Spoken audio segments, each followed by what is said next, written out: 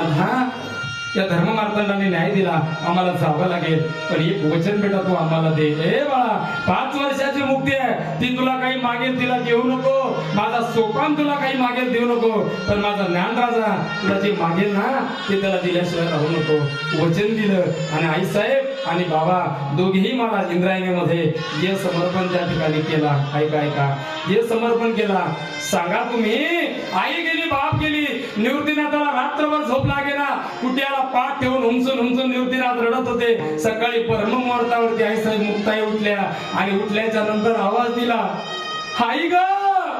हा आवाज ज्यावेळेस निवृत्तीनाथाच्या कानावरती पडला, परत निवृत्तीनाथाचं हृदय भरून आलं आणि आई भेटणारी आई आज ओ देत नव्हती आणि मुक्ती धावत धावत धावत इंद्रायणी मातेकडे गेली. ए इंद्रायणी मा, सांग ना ग माझी आई कुठे आहे, आई ग कर.